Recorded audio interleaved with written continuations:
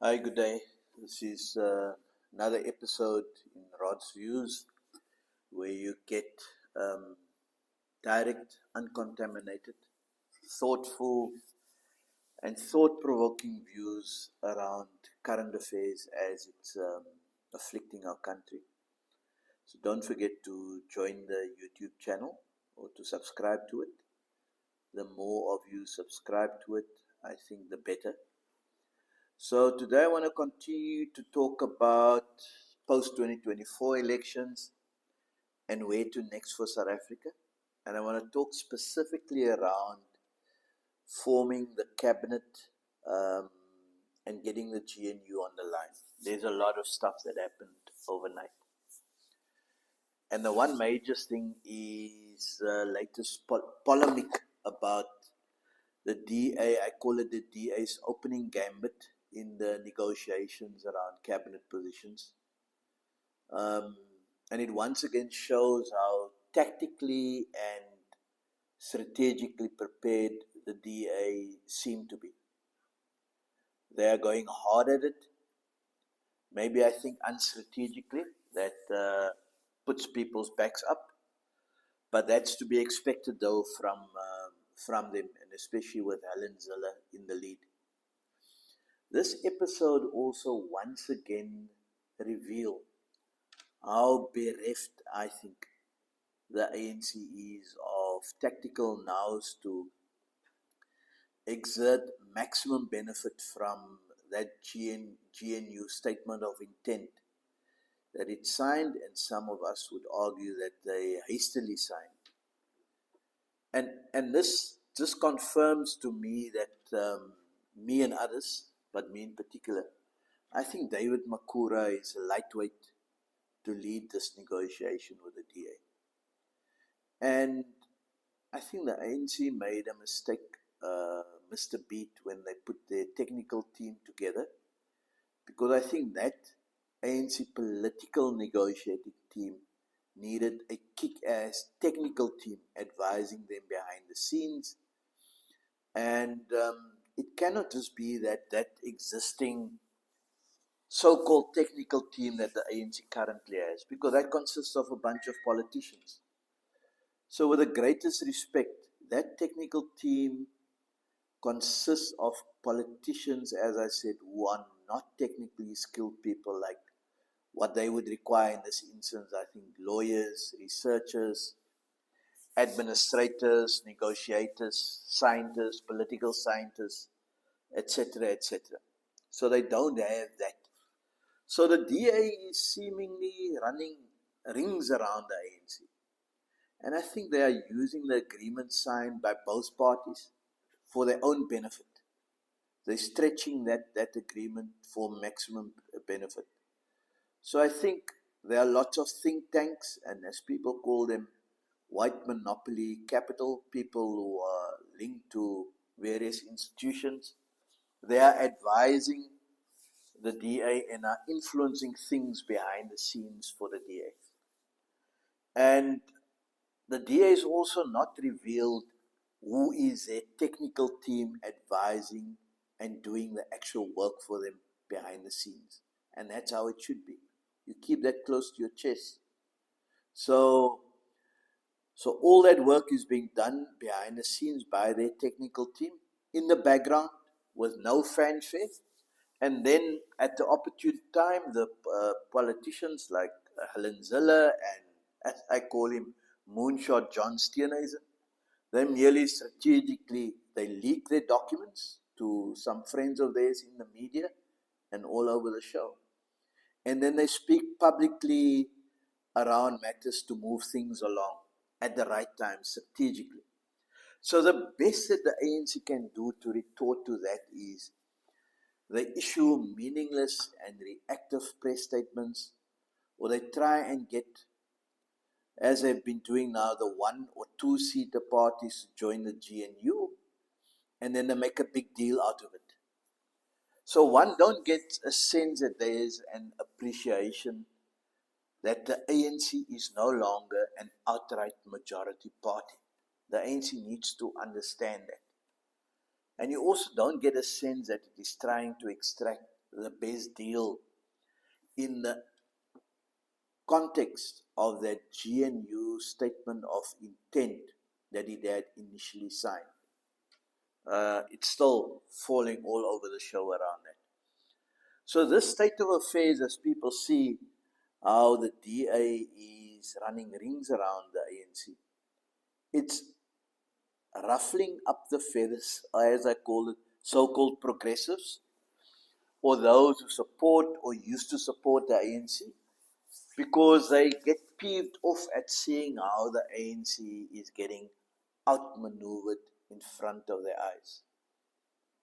And a large part of black people and intellectuals or in the business sector or so on, or at least the chattering classes, those who go to social media and all of that stuff, they are beyond peeved off at what they are seeing is happening. And then COSATU and the SACP and other alliance partners, the best that they can do, they come out with inept press statements that are really inconsequential to all of this. And I think in the meanwhile, the EFF, which I call the Red Berets, and the MK Party, who I call the Green Berets, they are really licking their lips, either looking forward to their role in the opposition benches, where they say that they will act within the law, but they're going to be hard and they're going to be forceful. They're licking their lips to play that role, and MK Party then to become the official opposition with Judge Shlope or Dr. John Shlope to be the leader of the opposition, or the possibility to re-enter discussions about forming a government with the ANC if things take a nosedive with the GNU, with the DA and the IFP and so on. But they are licking their lips that from if the ANC need to talk to the EFF and MK party, those two parties will then do it from a position of strength, and they'll do the same as the DA.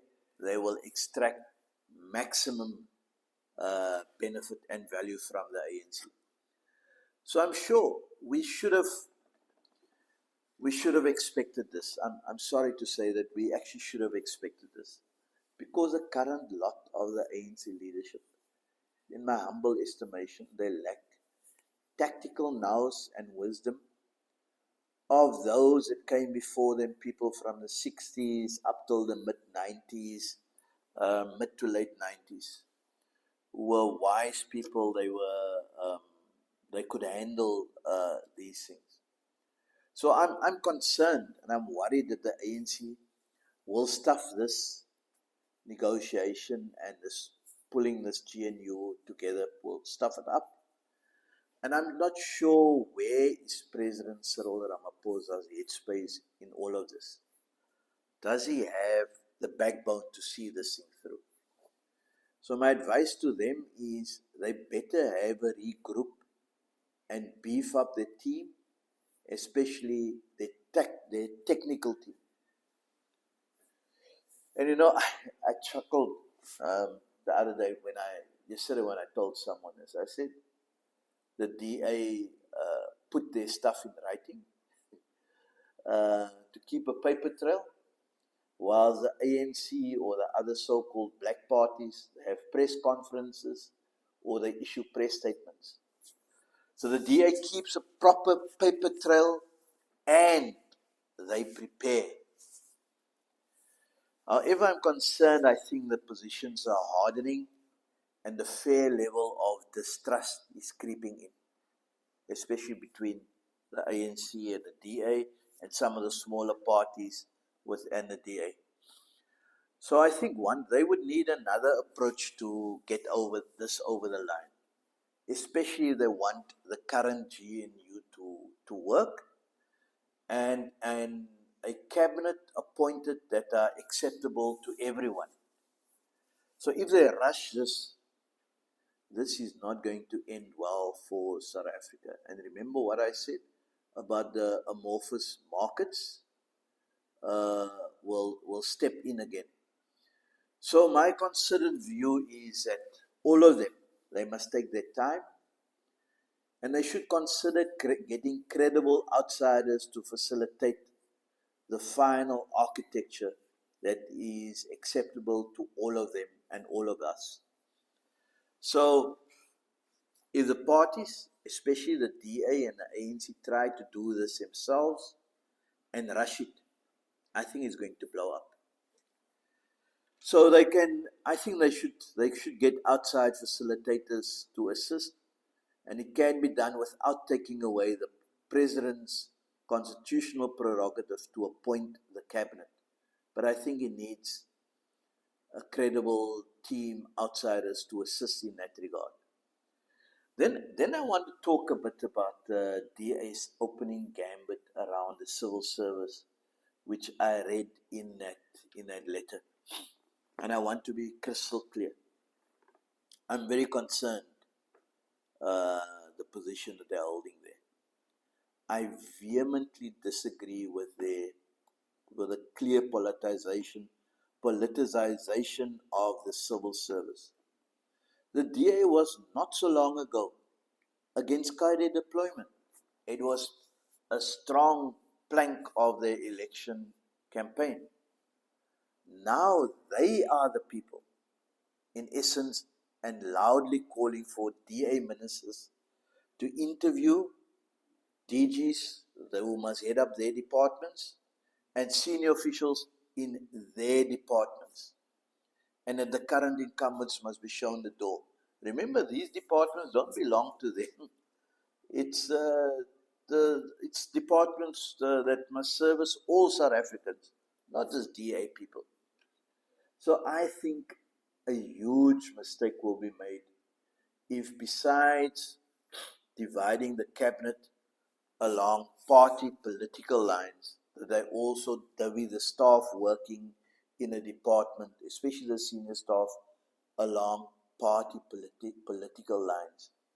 This will create huge uncertainty within the public sector, and it will destabilize the civil service and SOEs.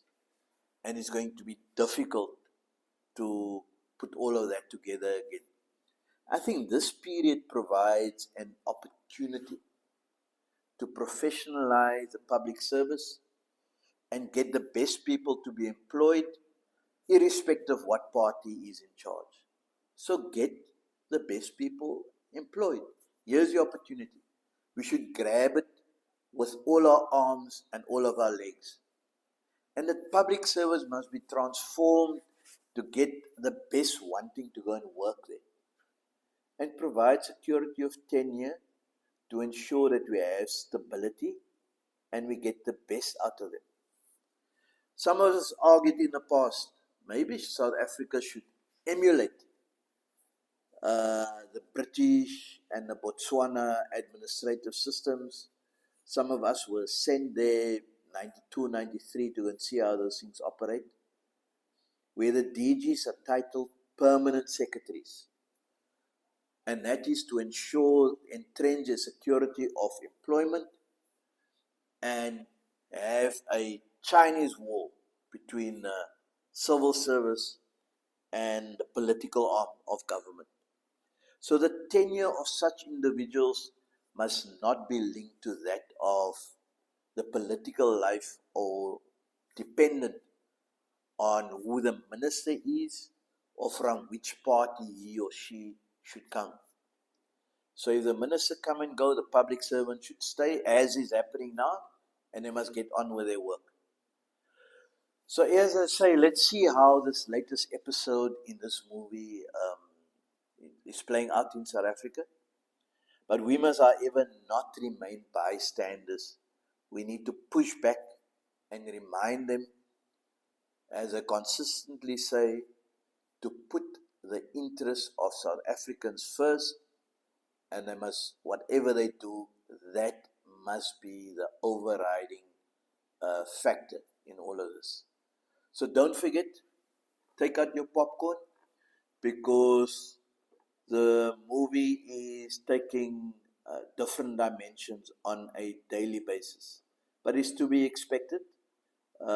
We just need wise leaders, and salute. As I say, don't forget to subscribe to the channel and encourage some of your friends to do so as well. Have a great day. Rod from Rod's Views.